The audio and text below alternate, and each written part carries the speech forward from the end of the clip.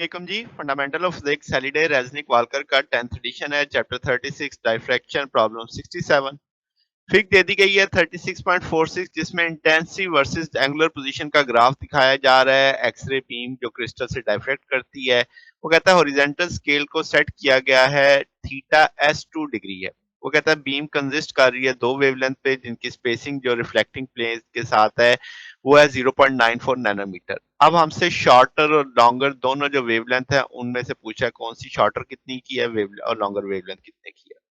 अब हम जानते हैं कि ग्राफ जो 0 से 2 डिग्री तक है तो शॉर्टेस्ट वेवलेंथ प्रेजेंट होगी एट 0.75 डिग्री।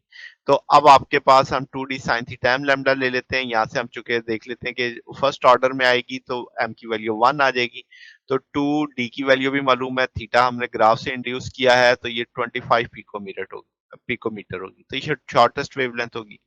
इसी तरीके से अगर हम लॉन्गेस्ट वेवलेंथ की बात करें तो हम कहेंगे जो आपके पास लॉन्गेस्ट वेवलेंथ प्रेजेंट होगी वो 1.15 डिग्री पे होगी।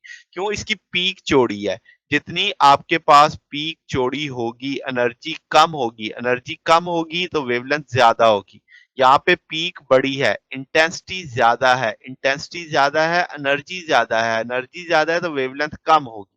तो इस सोच पे हमने ये चीजें तय की हैं। तो अब आपके पास लैम्डा की वैल्यू 2d sin थीटा है यहाँ पे आपके पास फर्स्ट ऑर्डर में हम उसे देख रहे हैं तो सारी वैल्यू एंगल भी डिफाइन कर दिया तो 38 पिकोमीटर तो ये लॉन्गर वेवलेंथ है। तो हम कह सकते हैं कि भाई आपके पास थर्ड पीक जो है वो ये लेफ्ट वाली ये सेकंड ऑर्डर है one of the lambda one का।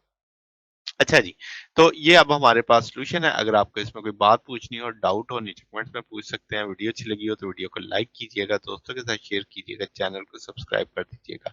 अब तक के लिए इतना ही, बाकी इंशाल्लाह नेक्स्ट देखेंगे। ओके, अल्लाह हाफिज।